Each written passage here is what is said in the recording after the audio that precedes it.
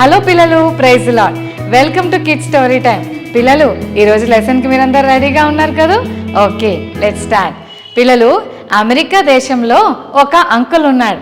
ఆయన పేరు Francis uncle America దేశంలో ఎడ్యుకేషనల్ డిపార్ట్మెంట్లో క్లర్క్గా పనిచేస్తుండేవాడు.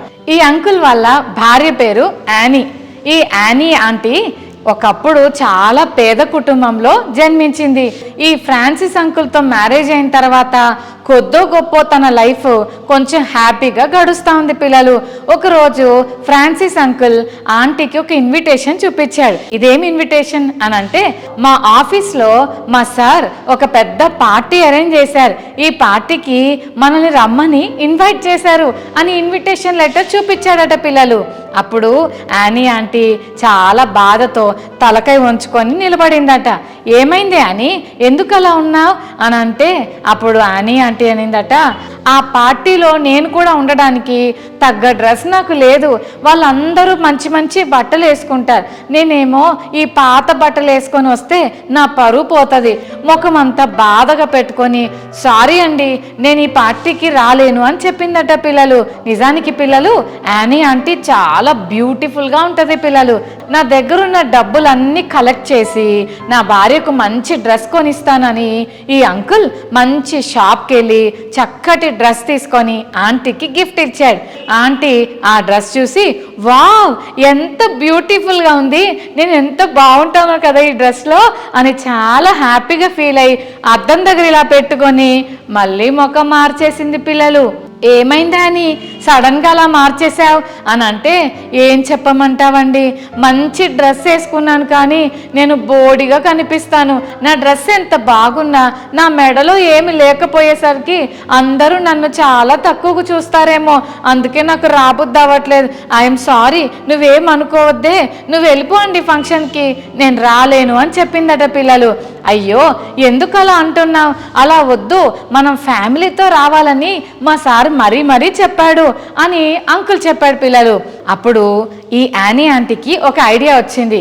ఏమండి ఫ్రాన్సిస్ గారు, ఒక పని చేద్దామా, మన పక్కింటి గ్లాడీ సిస్టర్ దగ్గర మంచి నెక్లెస్ ఉంది, ఒక్కసారి వెళ్ళి పర్మిషన్ అడిగి తెచ్చుకుంటాను అని చెప్పి పక్కనున్న గ్లాడీ ఆంటీ దగ్గరికి వెళ్ళి, గ్లాడీ ఏమనుకోకే, నాకు నీ నెక్లెస్ కావాలి, అది వేసుకొని రేపు ఫంక్షన్కి వెళ్ళి రాగానే నీకు ఇచ్చేస్తానే, ఏమనుకోకు అంటే, ఓ దాంట్లో ఏముంది తీసుకో అని చెప్పి యానీ ఆంటీకి ఆ నెక్లెస్ని ఇచ్చింది. పిల్లలు, ఆ రోజు మంచి డ్రెస్ వేసుకొని ఆ నెక్లెస్ వేసుకొని ఫంక్షన్కి వెళ్ళింది. పిల్లలు, ఆఫీస్లో ఉన్న ఎంప్లాయీస్ అందరూ ఈ యానీ ఆంటీని ఫ్రాన్సిస్ అంకుల్ని చూసి, ఫ్రాన్సిస్, మీ వైఫ్ ఎంత బ్యూటిఫుల్గా ఉంది కదా, నీ డ్రెస్ చాలా బాగుందమ్మా అని అందరూ యానీ ఆంటీని చూసి యు ఆర్ సో బ్యూటిఫుల్ అని అప్రిషియేట్ చేస్తూ ఉన్నారట. పిల్లలు, ఆంటీ చాలా హ్యాపీగా ఫీల్ అయిపోయింది.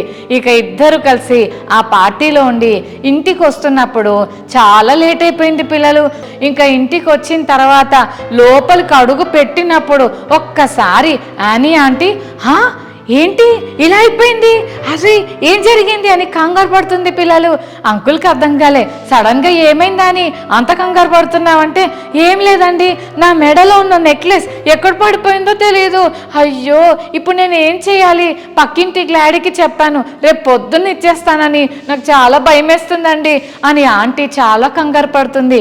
ఏం చేయాలో అర్థం కాని ఫ్రాన్సిస్ అంకుల్ అన్నాడు, ఇట్స్ ఓకే, నువ్వేం టెన్షన్ పడకు, పొద్దున్న మనము షాప్కి వెళ్ళి నెక్లెస్ కొనుక్కొని వద్దాం, అదే ఇదని చెప్పిచ్చేద్దాం అని అనుకొని వాళ్ళు మాట్లాడుకున్నారు. పిల్లలు, నెక్స్ట్ రోజు మార్నింగ్ షాప్కి వెళ్ళి సేమ్ గ్లాడీ ఆంటీ దగ్గర ఉన్న necklace same colour same type ఎంత ఉంది అని కనుక్కుంటే ఆల్మోస్ట్ 3 lakhs ఉంది. పిల్లలు, బాబోయ్, మన జీతం చాలా తక్కువ, ఇన్ని డబ్బులు పెట్టి ఈ నెక్లెస్ కొంటే ఈ డబ్బులన్నీ ఎవరు తీరుస్తారు అని ఇద్దరు ఒకరి ముఖాలు ఒకరు చూసుకున్నారు. పిల్లలు, అప్పుడు అనుకున్నారు, మన ఇద్దరం కలిసి కష్టపడి పని చేద్దాం, అప్పుడు ఈ డబ్బులన్నీ కట్టేస్తామని చెప్దాం అని అప్పు చేసి 3 lakhs ఖర్చు పెట్టి డైమండ్ నెక్లెస్ తీసుకొని ఇంటికి వచ్చారు. పిల్లలు, ఏమీ తెలియనట్లుగానే యానీ ఆంటీ గ్లాడీ ఆంటీకి వెళ్ళి నిన్న నీ నెక్లెస్ నాకు ఇచ్చినందుకు థ్యాంక్ యూ అని చెప్పి ఆ నెక్లెస్ ఇచ్చేసింది పిల్లలు.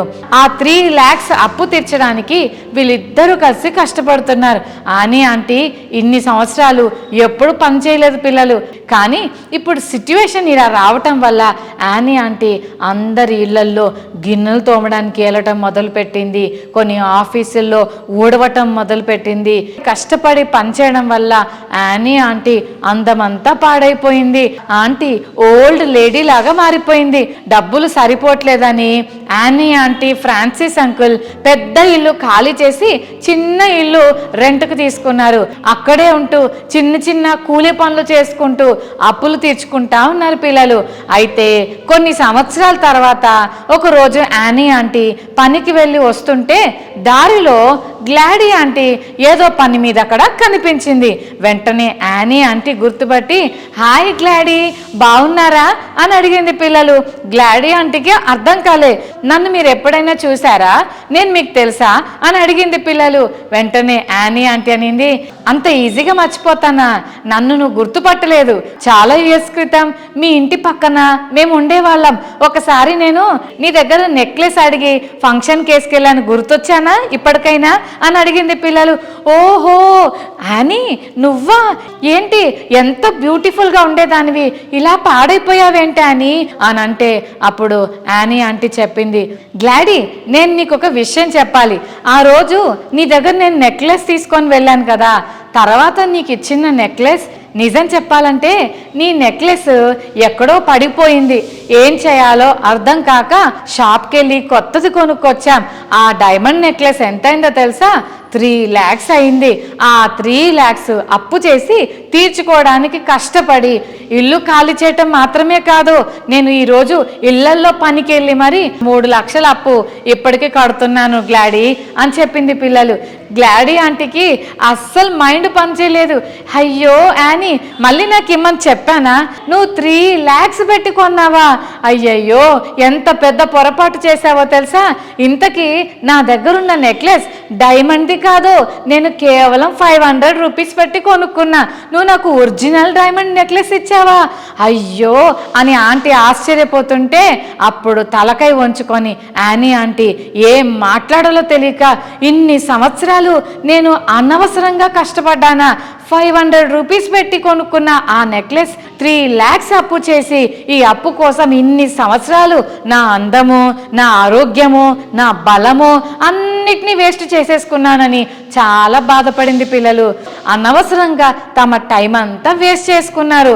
అసలు విషయం తెలియక మనం కూడా చాలాసార్లు దేవుడు మనకిచ్చిన టైంని మిస్యూజ్ చేస్తూ అన్నెసెసరీ థింగ్స్ కోసం స్పెండ్ చేస్తాం.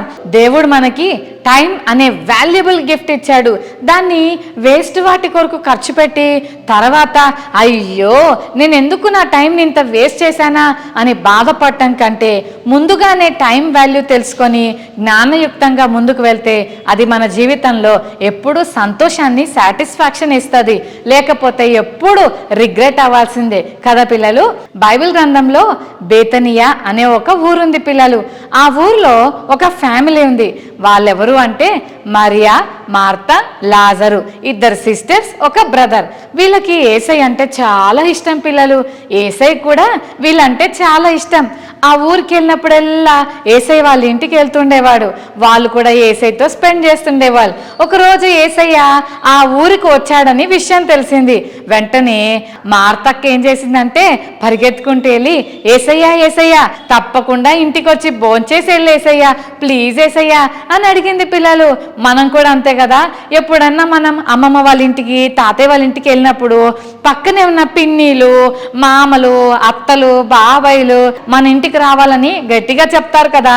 అలాగే మార్త అక్క కూడా యేసయ్యను ఇంటికి భోజనానికి పిలిచింది పిల్లలు. యేసయ్య వాళ్ళ ఇంటికి వెళ్ళినప్పుడు లాజరన్న మాత్రం లేడు. ఈ 2 sisters మాత్రమే ఉన్నారు. ఎవరు వీళ్ళు? ఎస్ మరియక్క, ఇంకెవరు? మార్తక్క. మార్తక్క చాలా బిజీగా ఏసై కోసం బోల్డ్ అని వంటలు వండేస్తా ఉంది. ఏసైకి ఇష్టమైన ఫుడ్ పెడతా, బెస్ట్ ఫుడ్ పెడతానని చాలా కష్టపడి వంటలు వండుతా ఉంది మార్తక్క.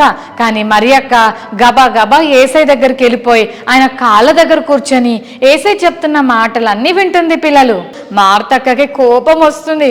అన్ని పనులు నేనే చేయాలా? ఊరికి మరియ పోయి అక్కడ కూర్చొంది ఏసై చెప్పే మాటలు వినుకుంటా. ఈ పనులన్నీ నాకే పడ్డాయి, నేనే చేయాలని చిరాకు పడతా ఉంది. పిల్లలు, మార్తక్క మరియక్క ఎప్పుడు వస్తుంది, తనకి ఎప్పుడు హెల్ప్ చేస్తుంది అని అనుకుంటుంది. మరియక్క మాత్రం ఏమీ పట్టించుకోవట్లేదు. ఏసై దగ్గర కూర్చొని చెప్పు ఏసయ్యా, ఇంకేమేం విషయాలు నేను నేర్చుకోవాలి, నీ గురించి నేను ఇంకేం తెలుసుకోవాలని అన్ని విషయాలు నేర్చుకుంటా ఉంది. పిల్లలు, చాలాసేపు ఓపిక పట్టింది మార్తక్క. చూసి చూసి ఉండబట్టలేక తనకు వచ్చిన కోపాన్ని ఎవరి మీద చూపించిందో తెలుసా? మరి అక్కనేమనలేదు. పిల్లలు, ఏసైతో అంటుంది, ఏసయ్యా నీకు ఇంత కూడా చింత లేదా? నేను ఒక్కదాన్ని ఇన్ని పనులు చేస్తున్నా, మా మరియా చూడు అక్కడి నుంచి లెగను కూడా లెగట్లేదు, ఆమెను కొంచెం ఇటు రమ్మని చెప్పు అని మార్త ఏసైకి చెప్తుంది. కొన్నిసార్లు మన ఇంట్లో కూడా అంతే కదా, మమ్మీ అన్ని పనులు నేనే చేయాలా, చెల్లికి చెప్పొచ్చు కదా, ఏ పని చెప్పినా నాకే చెప్తావు మమ్మీ అంటారు కొంతమంది అక్కలు. కొంతమంది తమ్ముళ్ళు అయితే, ఏంటి మమ్మీ అన్నయ్యకి మాత్రం ఒక్క పని చెప్పావు, అన్ని పనులు నేనే చేయాలి, అన్నకు కూడా చెప్పొచ్చు కదా మమ్మీ అని కొంతమంది తమ్ముళ్ళు అంటారు. చాలా మంది పిల్లలు అన్ని నేనే చేయాలా అని ఏడుస్తా ఇబ్బంది పడతా ఉంటారు. నిజమే, పని ఎక్కువైనప్పుడు బాగా ఒత్తిడి ఉంటుంది కదా. మార్తక్క పరిస్థితి కూడా అదే. పిల్లలు, చాలాసార్లు మనం కూడా అనవసరమైన పనులన్నీ బోల్డ్ పెట్టుకొని మైండ్ అంతా పాడు చేసుకుంటాం. మార్తక్క మాట్లాడిన మాటలకు ఏసై ఏమన్నాడు తెలుసా? మార్తా మార్తా, నువ్వు చాలా పనులు పెట్టుకొని అనవసరంగా తొందరపడిపోతున్నావు మార్తా, అవన్నీ ఇంపార్టెంట్ కాదు, అవసరమైనది ఒక్కటే. మరియా చూడు ఏది ఇంపార్టెంటో దాన్ని చూస్ చేసుకుంది, అనవసరంగా నువ్వు చాలా ఒత్తిడి తీసుకుంటున్నావు మార్తా అని ఏసయ్య మార్తక్కకు చెప్పాడు. ఏసయ్య పాదాల దగ్గర కూర్చొని ఆయన మాటలు వింటుంటే మనకు కలిగే నెమ్మది, సంతోషం ఈ లోకంలో ఎవ్వరు ఇవ్వలేరు. పిల్లలు, బయట అనవసరమైన పనులు బాగా పెట్టుకుంటే మన మనసులో ఏసైకు చోటు ఉండదు. పిల్లలు, మార్తక్క చూసారా, పనులు ఎక్కువ పెట్టుకోవడం వల్ల దేవునికి దూరం అయిపోయి ఎక్కడో ఉంది. పిల్లలు, కానీ మరి అక్క ఏసై వచ్చేసరికి అనవసరమైన పనులన్నీ వదిలేసి ప్రభు దగ్గరే కూర్చొని ఏసై చెప్తున్న మాటలు వింటుంది. చెల్లి, తమ్ముడు, దేవుడు నీకు కూడా 2 అవకాశాలు నీ ముందు పెట్టాడు. నువ్వు అనవసరమైన పనులు చేస్తావా, అవసరమైన పనులు చేస్తావా? ఒక్కసారి ఆలోచన చేసుకో. ఇందాక మనం విన్నాం కదా, యానీ ఆంటీ చాలా ఇయర్స్ కష్టపడి ఇల్లు ఖాళీ చేసి ఎన్నో ఇళ్లలో పనులు చేసి అనవసరంగా కష్టపడింది కదా. పిల్లలు, మార్తక్క కూడా అంతే. ఏసైను సంతోషపెట్టడానికి లోక సంబంధమైన రీతిగా ఆలోచిస్తుంది. ఏ ఫుడ్ పెడితే ఏసై హ్యాపీగా ఫీల్ అవుతాడు, మంచిగా రోటీస్, బిర్యానీస్, చపాతీలు, తర్వాత chicken curry, mutton curry, fish curry, ఇవన్నీ పెట్టి ఏసైను హ్యాపీగా ఫీల్ అయ్యేలాగా నేను చూస్తానని మార్తక్క ఆలోచిస్తుంది. కానీ మరి అక్క అలా ఆలోచించలేదు. ఏసైకు ఏమిష్టం అంటే తన దగ్గర కూర్చొని ఆయన మాటలు వింటే, ఆయన గురించి మేము ఇంకా ఎక్కువగా తెలుసుకుంటే ఏసై చాలా హ్యాపీగా ఫీల్ అవుతాడు. ఏసైకు మనం పెట్టే వస్తువుల కంటే ఏసైకు మనమే ఇష్టం అని మరి అక్క తెలుసుకుంది. చెల్లి, తమ్ముడు, ఏసైకు నువ్విచ్చే ఆఫరింగ్స్ కంటే, నువ్విచ్చే గిఫ్ట్స్ కంటే ఏసైకు నువ్వే కావాలి. నువ్వంటే ఏసైకు చాలా ఇష్టం. మార్తక్క ఏదేదో ఇవ్వాలనుకుంది, మరి అక్క మాత్రం తనను తానే దేవుని దగ్గర అప్పగించుకుంది. సరెండర్ అయిపోయి దేవుని మాటలు వినటానికి చక్కగా కూర్చుంది. 2 చాయిస్లు ఈ లోకంలో మనకున్నాయి. లోకంలో ఉన్న వాటిని ఎంచుకుందామా, దేవునిలో ఉన్న విషయాలు ఎంచుకుందామా? లోకానికి దగ్గరగా ఉందామా, దేవునికి దగ్గరగా ఉందామా? సెలక్షన్ అనేది నీదే కాబట్టి నువ్వే నిర్ణయించుకోవాలి. చాలా చాలా పనులు లోకంలో ఉండి మనల్ని బిజీ చేసేసి దేవుని దగ్గర రానివ్వకుండా చేస్తా. ఇప్పుడు కనుక చెల్లి, తమ్ముడు, ఈరోజు ప్రేయర్ చేసుకున్నావా అంటే, అక్క నాకు అస్సలు టైం లేదక్క, నేను చాలా busy, school, assignments, project works, ఫ్రెండ్స్తో ఆడుకున్నాను, అలసిపోయినక్క అని అంటుంటాం. దేవునికి సమయం లేదక్క అంటుంటారు. చెల్లి, తమ్ముడు, దేవుడే కదా మనకి సమయం ఇచ్చింది. ఇచ్చింది. సమయం ఇచ్చిన దేవుడికే సమయం లేకపోతే ఎలాగా? కాబట్టి అన్నెసెసరీ పనులన్నీ పక్కన పెట్టి ద మోస్ట్ ఇంపార్టెంట్ థింగ్ ఏంటి అనంటే, నీవే ఒక గిఫ్ట్గా యేసయ్య పాదాల దగ్గర కూర్చోగలిగితే that is the precious gift which you are going to give to the Lord. దేవునికి నువ్వు ఇవ్వగలిగిన బెస్ట్ గిఫ్ట్ ఏదైనా ఉందంటే నువ్వే. సో అక్కడిక్కడ కూర్చొని నీ టైం వేస్ట్ చేసుకునే కంటే దేవుని సన్నిధిలో కూర్చొని దేవునిలో ఆనందిస్తే దేవుడు నిన్ను బట్టి చాలా హ్యాపీగా ఫీల్ అవుతాడు. ఓకేనా పిల్లలు? మీలో చాలామంది ఫోన్తో టైం స్పెండ్ చేస్తూ అన్నెసెసరీ చిట్ చాట్స్ చేస్తూ చాలా టైంని వేస్ట్ చేసేసుకుంటున్నాం. No children, let us use our time in a meaningful way. దేవుడు నీకు ఇచ్చిన సమయాన్ని అర్థవంతంగా గడిపితే మరియక్కను మెచ్చుకున్న దేవుడు నిన్ను కూడా మెచ్చుకుంటాడు.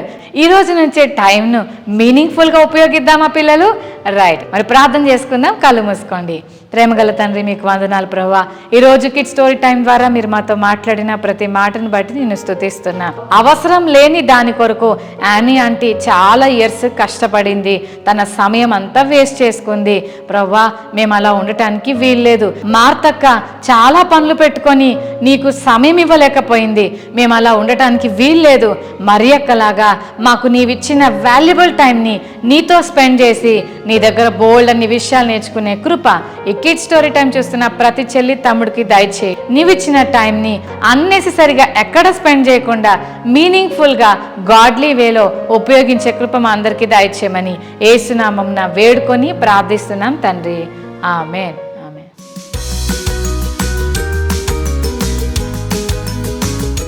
ఓకే పిల్లలు, ఈరోజు మెమరీ వర్స్ నేర్చుకుందామా? Ephesians 5:15-16, Ephesians 5:15-16. దినములు చెడ్డవి గనుక మీరు సమయమును పోనీయక సద్వినియోగం చేసుకొనుచు అజ్ఞానుల వలె కాక జ్ఞానుల వలె నడుచుకొనున్నట్లు జాగ్రత్తగా చూచుకొనుడి. మరొకసారి నేర్చుకుందామా పిల్లలు?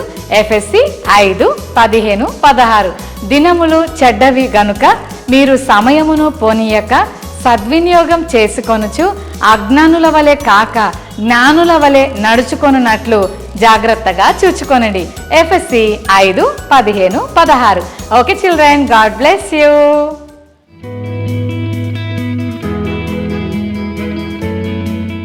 యానీ ఆంటీ ఫంక్షన్కు వెళ్ళేటప్పుడు ఏమీ లేవని బాధపడింది.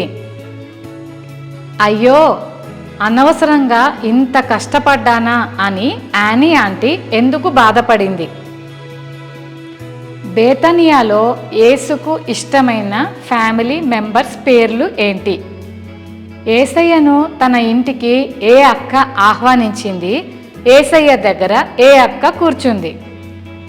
దేవుడు మనకిచ్చిన ప్రెషియస్ గిఫ్ట్ ఏంటి? దాన్ని మనం ఎలాగా వాడుకోవాలి?